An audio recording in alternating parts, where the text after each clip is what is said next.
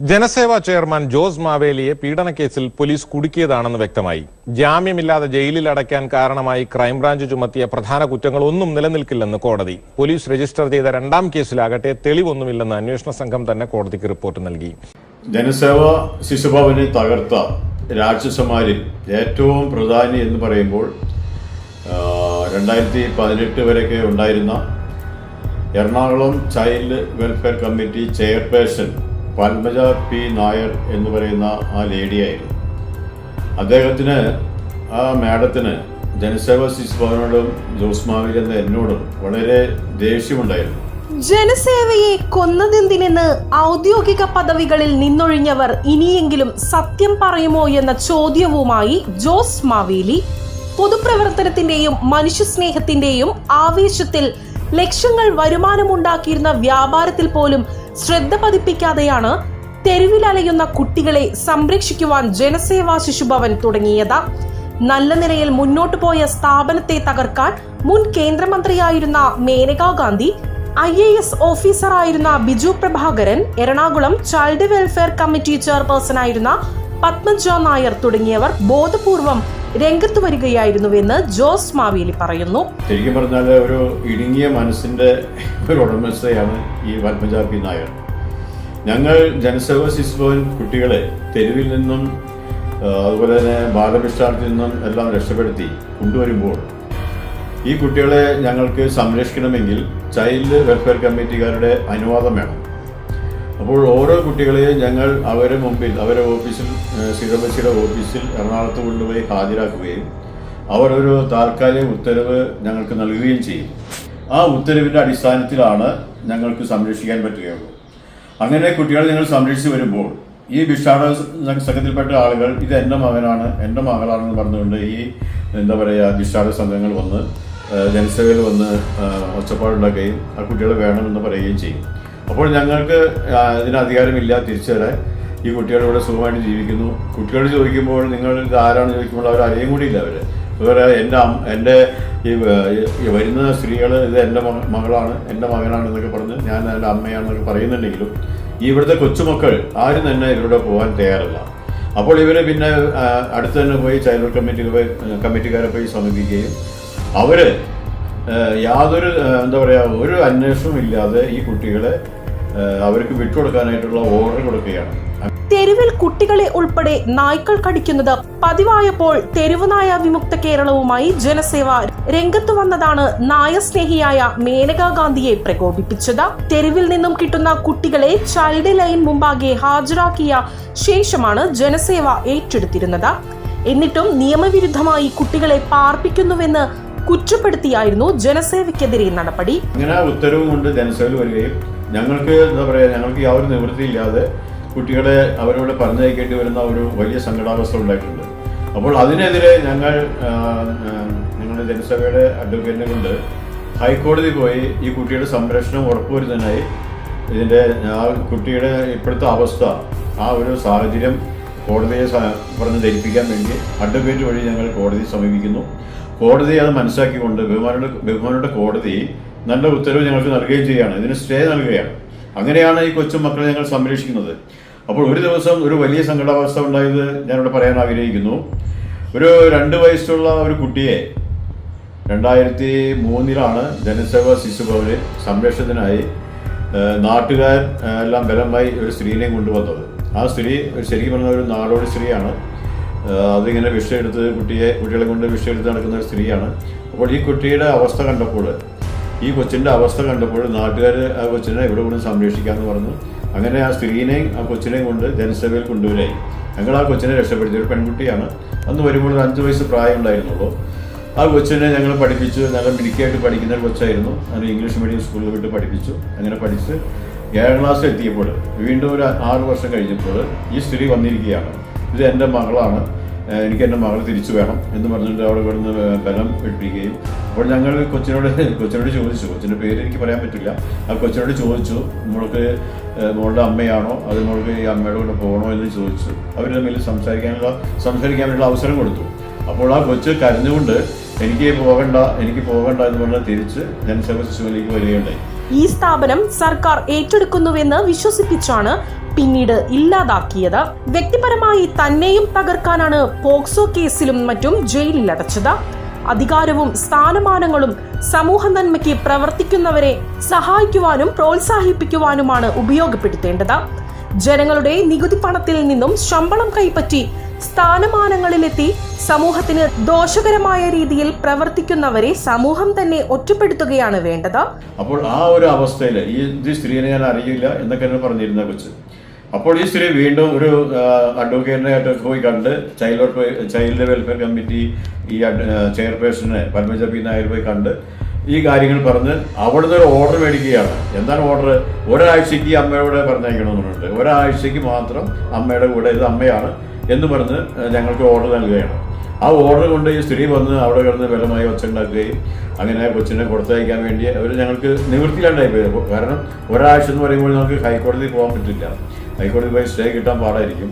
അങ്ങനെ ഒരാഴ്ച ആയിരുന്ന കൊച്ചിനെ ഞങ്ങൾ ഈ സ്ത്രീയോടെ പറഞ്ഞയക്കേണ്ടി വന്നു. ആ കൊച്ച് കരഞ്ഞുകൊണ്ടാണ് അവിടെ നിന്ന് പോയത്. ഒരു വലിയ സങ്കടാവസ്ഥ പറയുകയാണെങ്കിൽ ആ കൊച്ച് അവിടെ നിന്ന് പോയിട്ട് ഒരാഴ്ച എന്നുള്ളത് പിന്നെ ഒരു മാസം കഴിഞ്ഞിട്ടും കിട്ടിയില്ല, ഒരു കൊല്ലം കഴിഞ്ഞിട്ടും കിട്ടിയില്ല. അങ്ങനെ ഞങ്ങളാകെ നിരാശയിലായി.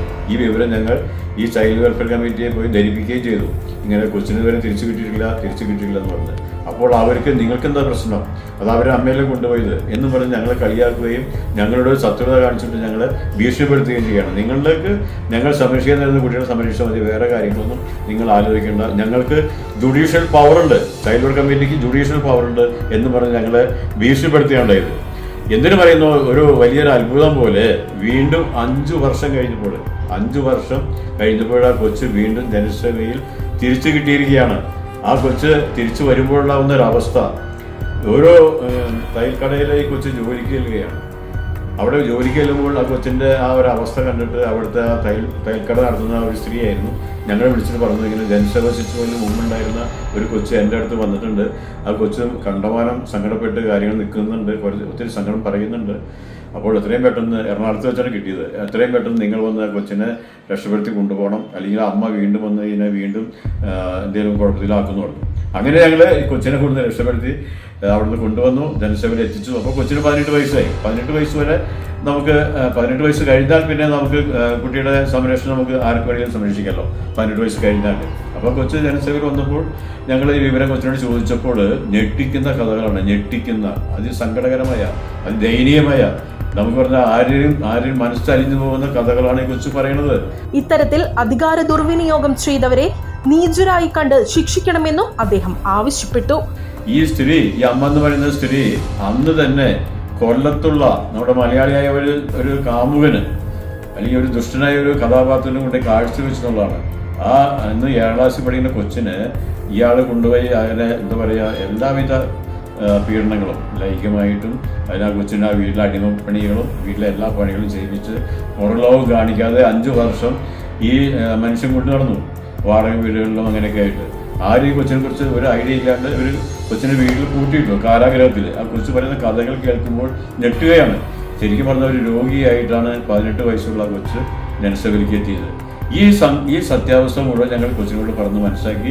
ഞങ്ങൾ ഉടനെ തന്നെ ഇവർക്കെതിരെ ഒരു കേസ് കൊടുത്തു. ചൈൽഡ് വെൽഫെയർ കമ്മിറ്റിക്കെതിരെ 10 ലക്ഷം നഷ്ടപരിഹാരം നൽകണമെന്ന് പറഞ്ഞിട്ട്. അങ്ങനെ ഹൈക്കോടതിയിൽ അങ്ങനെ നഷ്ടപരിഹാരത്തിന് കേസ് കൊടുത്തപ്പോൾ അത് വലിയ വാർത്തയായി. ആ വാർത്തകളൊക്കെ വന്നപ്പോൾ ഇവർക്ക് ഞങ്ങളോട് ശത്രുത ഇരട്ടിയായി വർദ്ധിച്ചു. അങ്ങനെ ജനസേവയെ എങ്കിലും തകർക്കണം. ഇതിപ്പോൾ ഒരു ഉദാഹരണം പറഞ്ഞൊരു കഥയാണ്. ഇതുപോലെ നിരവധി കുട്ടികളുടെ കഥകളുണ്ട്. ഇതാണ് ഞാൻ എടുത്തു പറയാൻ കാരണം, ഇത് അത്രയ്ക്കും വലിയ സങ്കടാവസ്ഥയിലായിരുന്നു. എന്തായാലും ആ കൊച്ചു രക്ഷപ്പെട്ടു. കൊച്ചിനെ ഞങ്ങളിപ്പോൾ കല്യാണം കഴിപ്പിച്ചു കൊടുത്തു, സുഖമായിട്ട് ജീവിക്കുകയാണ്. അതേസമയം ചൈൽഡ് വെൽഫെയർ കമ്മിറ്റിക്കാരും ഞങ്ങളുടെ ശത്രുവായി.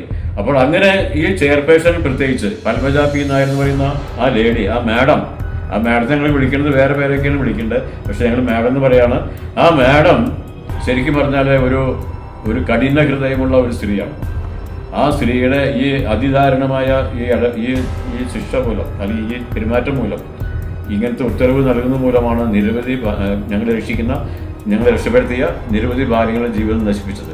അപ്പോൾ അതിനെതിരെ പ്രതികരിച്ചപ്പോഴുണ്ടായ ആ ശത്രുതയാണ് ഞങ്ങളിപ്പോൾ അനുഭവിക്കുന്നത്. അങ്ങനെ അവരും മേനക ഗാന്ധിയും ഇപ്പോഴത്തെ രാക്ഷസനായ ബിജു പി നായർ, ബിജു പ്രഭാകർ എന്ന് പറയുന്ന അദ്ദേഹവും. അങ്ങനെ ഇവരെല്ലാവരും കൂടിയാണ് ഈ സ്ഥാപനത്തെ നശിപ്പിച്ചത്. ഇവർക്ക് പുറമെ ഞങ്ങൾക്ക് കുറെ ശത്രുക്കൾ ഉണ്ടായിട്ടുണ്ട്. ബാലവേലയിൽ നിന്ന് ഞങ്ങൾ കുറെ കുട്ടികളെ രക്ഷപ്പെടുത്തിയിട്ടുണ്ട്. അതിസമ്പന്നരുടെ വീട്ടിൽ നിന്നാണ് രക്ഷപ്പെടുത്തിയത്. അപ്പോൾ അവർ ശത്രുക്കളായി. പിന്നെ കുറെ രാഷ്ട്രീയക്കാർക്ക് ഞങ്ങളുടെ വളർച്ചയിൽ, രാഷ്ട്രീയ നേതാക്കന്മാർക്ക് ഞങ്ങളുടെ വളർച്ചയിൽ അസൂയ ഉണ്ടായിട്ടുണ്ട്. അവരും ശത്രുക്കളായി. അങ്ങനെ ഒരു കൂട്ടായ്മ, ഈ കൂട്ടായ്മയുടെ ഫലമായിട്ട് അവരൊരു ഗൂഢാലോചനയും എങ്ങനെയെങ്കിലും സ്ഥാപനത്തെ നശിപ്പിക്കണം എന്നുള്ള ഒരൊറ്റ ചിന്തയോടുകൂടിയാണ് ഞങ്ങളെ അടിച്ചമർത്തി ഈ രാക്ഷസന്മാർ കൂടി ഇല്ലായ്മ ചെയ്തത്. പക്ഷേ സത്യം അതല്ല. ഞങ്ങൾ വിജയിക്കും. സത്യത്തിന് മുകളിൽ ഒരു ദൈവം എന്ന് പറയുന്ന സംഭവം ഉണ്ടല്ലോ. സത്യം ഇന്നലെ നാളെ വിജയിക്കുമല്ലോ. അപ്പോൾ സത്യം വിജയിച്ചിരിക്കുകയാണ്. സത്യവും നീതിയും ഞങ്ങൾക്ക് ലഭിച്ചുകൊണ്ടിരിക്കുകയാണ്. ഞങ്ങൾ വീണ്ടും ഉയർത്തെഴുന്നേൽക്കുകയാണ്. ഇവിടെ ഞങ്ങളുടെ ഒരു സങ്കടാവസ്ഥ എന്ന് പറയുന്നത് ഇന്ത്യയിലെ ഇന്നത്തെ അവസ്ഥയാണ്. ഇന്ത്യയിൽ ഇപ്പോഴും കേരളത്തിലല്ല, മറ്റു സംസ്ഥാനങ്ങളിൽ, നോർത്ത് ഇന്ത്യയിലാണ് ഏറ്റവും കൂടുതൽ. ഇപ്പോഴും നിരവധി പിഞ്ചു ബാല്യങ്ങൾ തെരുവിൽ ഇങ്ങനെ കഷ്ടപ്പെടുകയാണ്. അവരിപ്പോഴും വിഷാദം എടുത്ത് നടക്കുന്നു. അവർക്ക് പഠിക്കാൻ പറ്റുന്നില്ല. പുഴുക്കളെ പോലെയാണ് അവർ ജീവിക്കുന്നത്. അങ്ങനെ ചേരികളിലും തെരുവിലുമായി കഴിയുന്ന പിഞ്ചു ബാല്യങ്ങളെ രക്ഷിക്കേണ്ടത് ഇവിടുത്തെ ഭരണാധികാരികളുടെയും എല്ലാവരുടെയും കടമയാണ്. ആ കടമ അവർ നിറവേറ്റുന്നില്ല. അപ്പം അതിനുവേണ്ടിയാണ് ഞങ്ങൾ ശബ്ദം ഉയർത്തുന്നത്. ഇപ്പോൾ ഞങ്ങൾ രാജസ്ഥാനിലും അതുപോലെ തന്നെ UP-യിലും ഇതിനുവേണ്ടി പ്രവർത്തിക്കുന്നുണ്ട്. അവിടെയുള്ള തെരുവിലല്ല, അവിടെയുള്ള ചേരികളിലെ കുട്ടികളെ അവർ പഠിപ്പിക്കുന്നുണ്ട്. അവർക്ക് ഭക്ഷണം നൽകുന്നുണ്ട്.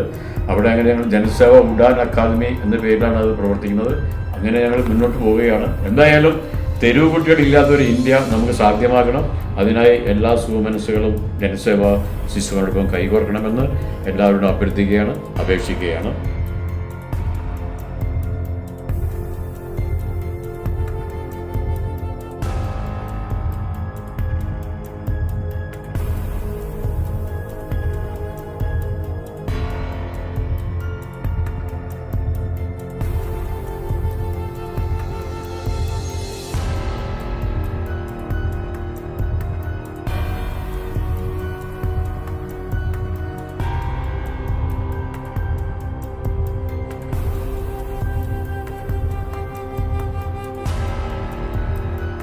ആയിരത്തി 1996 ആലുവ ജനസേവ എന്ന പേരിൽ ഈ മഹത്തായ പ്രസ്ഥാനം, ഈ ജനകീയ പ്രസ്ഥാനം ആരംഭിച്ചത്. സന്മനസ്സുള്ളവരുടെ കൂട്ടായ്മയിൽ രാഷ്ട്രീയ ഭേദമന്യേ, കക്ഷി രാഷ്ട്രീയ ഭേദമന്യേ എല്ലാ സുമനസ്സുകളെയും ഉൾപ്പെടുത്തിക്കൊണ്ട് പ്രവർത്തിച്ച ഒരു മാതൃകാ സ്ഥാപനമാണ് ജനസേവ.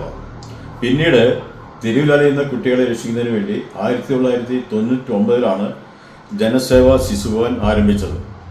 അന്ന് ഈ പ്രസ്ഥാനം ആരംഭിക്കാനുണ്ടായ കാരണം, അന്ന് നമ്മുടെ കേരളത്തിലെ എല്ലാ സ്ഥലത്തും, പ്രത്യേകിച്ച് റെയിൽവേ സ്റ്റേഷനുകൾ, ബസ് സ്റ്റാൻഡുകൾ, അതുപോലെ തന്നെ ഉത്സവ സ്ഥലങ്ങൾ, പള്ളി പെരുന്നാളുകൾ, ഇവിടെയെല്ലാം നിരവധി പിഞ്ചു ബാല്യങ്ങളെ ഈ ഭിക്ഷാടക സംഘം കൊണ്ടുവന്ന് ഭിക്ഷയിടിപ്പിക്കുന്നു. അവരെ പട്ടിണി കോലങ്ങളായാണ് ഭിക്ഷയിടിപ്പിക്കുന്നത്. ശരീരത്തിലായ മുറിവുകളാണ്. അങ്ങനെ ആ പാവപ്പെട്ട നിരാലംബരായ ആ പിഞ്ചു ബാല്യങ്ങളെ രക്ഷിക്കുന്നതിന് വേണ്ടി അന്ന് ആരും തന്നെ മുന്നോട്ട് വന്നിരുന്നില്ല. ഈ ദുരവസ്ഥ കണ്ടപ്പോഴാണ് ഞങ്ങൾ കുറെ സുമനസ്സുകൾ ചേർന്നുകൊണ്ട് ജനസേവ ശിശുഭവൻ എന്ന പേരിൽ ഈ മഹത്തായ പ്രസ്ഥാനം, തെരുവ് കുട്ടികൾ ഇല്ലാത്ത ഇന്ത്യ എന്ന ലക്ഷ്യവുമായാണ് ഈ സ്ഥാപനം ആരംഭിച്ചത്. അന്നത്തെ മുൻ ജില്ലാ കളക്ടറായിരുന്ന KR രാജനും അതോടൊപ്പം തന്നെ ജസ്റ്റിസ് VR കൃഷ്ണയ്യർ അടക്കമുള്ള നിരവധി പ്രമുഖ വ്യക്തികൾ, ഫിലിം സ്റ്റാർ മമ്മൂട്ടി, സുരേഷ് ഗോപി, ജയറാം, കവിയർ പൊന്നമ്മ എന്നിവരെല്ലാം ഈ സ്ഥാപനത്തിന് വേണ്ടി നിരവധി സേവനങ്ങൾ അവർ ചെയ്തിട്ടുണ്ട്, സഹായങ്ങളും ചെയ്തിട്ടുണ്ട്. അങ്ങനെ ഒരു നല്ല ആൾക്കാരുടെ കൂട്ടായ്മയിൽ വളർന്നു വലുതായ പ്രസ്ഥാനത്തെ കഴിഞ്ഞ 2018 ഒരു കൂട്ടം രാക്ഷസന്മാർ ഈ മഹത്തായ പ്രസ്ഥാനത്തെ നശിപ്പിക്കാൻ വേണ്ടി കച്ച കെട്ടി ഇറങ്ങിയത്. അപ്പോൾ അതിൻ്റെ കാര്യങ്ങളെക്കുറിച്ച് പറയുവാൻ ഞാൻ ആഗ്രഹിക്കുകയാണ്. ഒറ്റവാക്കി പറഞ്ഞാൽ, ഞങ്ങൾ ആ സമയത്ത് ഇവിടെ നിരവധി ആളുകളെ, നിരവധി പാവപ്പെട്ട അമ്മമാരെയും അതുപോലെ തന്നെ കൊച്ചുമക്കളെയൊക്കെ തെരുവ് പട്ടികൾ കടിച്ചു കീറി അവരുടെ ജീവിതം നശിപ്പിക്കുമ്പോൾ അതിനെതിരെ പ്രതികരിക്കാൻ വേണ്ടി ഞങ്ങൾ ജനസേവയുടെ ബാനറിൽ ജനസേവ തെരുവ് നായ വിമുക്ത കേരളം എന്ന പേരിൽ ഒരു സംഘടന രൂപീകരിച്ചു. ബഹുമാനപ്പെട്ട കൊച്ചോസ് ചിന്നപ്പള്ളിയും ജോസ് മാവേലി എന്ന ഞാനും അങ്ങനെ കുറേ പേര് കൂടി ചെയ്ത ഒരു പ്രസ്ഥാനമാണ് തെരുവ് നായ വിമുക്ത കേരളം. അപ്പോൾ അതിനെതിരെ ഞങ്ങൾ പ്രതികരിച്ചു. നിരവധി സ്ഥലത്ത് അങ്ങനെ തെരുവ് പട്ടികൾ കുട്ടികളെ കടിക്കുമ്പോൾ അവിടെ ചെന്ന് ആ പട്ടികളെ അവിടെ നിന്ന് മാറ്റുന്നതിന് വേണ്ടി നാട്ടുകാരുടെയും അവിടെയുള്ള സന്നദ്ധ പ്രവർത്തനയെല്ലാം സഹകരണത്തോടെ ഒരു സമരമുറ ഞങ്ങൾ ചെയ്തിരുന്നു. ആ സമരത്തിന്റെ ഭാഗമായി നായ സ്നേഹികൾ, തെരുവ് പട്ടി സ്നേഹികൾ അല്ലെങ്കിൽ മൃഗസ്നേഹികൾ എന്നൊക്കെ പറയുന്ന ഒരു കൂട്ടം ഞങ്ങൾക്കെതിരെ ശക്തമായി രംഗത്ത് വന്നു. ഞങ്ങൾക്കെതിരെ കേസുകൾ എടുത്തു. എൻ്റെ പേരിൽ നിരവധി കേസുകൾ എടുത്തിട്ടുണ്ട്. ഏകദേശം 20ഓളം കേസുകളാണ് എനിക്ക് എൻ്റെ പേരിൽ എടുത്തിരിക്കുന്നത്. ഇതെല്ലാം പോരാഞ്ഞിട്ട് അവർ മേനക ഗാന്ധി, അന്ന് കേന്ദ്രമന്ത്രിയായിരുന്നു, ശിശുക്ഷേമത്തിൻ്റെയും അതുപോലെ തന്നെ വനിതാ ശിശുക്ഷേമ മന്ത്രിയായിരുന്നു ബഹുമാനപ്പെട്ട മേനക ഗാന്ധി. അങ്ങനെ മേനക ഗാന്ധി ഈ വിവരം അറിഞ്ഞു. ജോസ് മാവേലിയും കൊച്ചോസ് ചിന്നപ്പള്ളിയാണ് ഇതിൻ്റെ നേതാക്കന്മാർ, ഈ തെരുവുനായ ഉന്മൂലന സംഘത്തിൻ്റെ. അവരെ ശരിയാക്കണം എന്ന് പറഞ്ഞു. അങ്ങനെ ജനസേവ ശിശുഭവനിൽ വന്ന് ആദ്യം ജനസേവയെ നശിപ്പിക്കാൻ ഡൽഹിയിൽ നിന്ന് ആളുകൾ വന്ന് ഇവിടെ റെയ്ഡും, അവിടുത്തെ ഉദ്യോഗസ്ഥർ വന്ന് റെയ്ഡ് നടത്തി.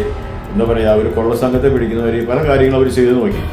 പക്ഷേ സത്യസന്ധമായി വളരെ സുതാര്യതയോടെ വളരെ കൃത്യനിഷ്ഠയോടെ പോകുന്ന ഈ പ്രസ്ഥാനത്തെ ഉദ്യോഗസ്ഥർ വന്ന് പരിശോധിക്കുമ്പോൾ യാതൊരു തെറ്റും അവർ കണ്ടുപിടിക്കാൻ സാധിച്ചിട്ടില്ല.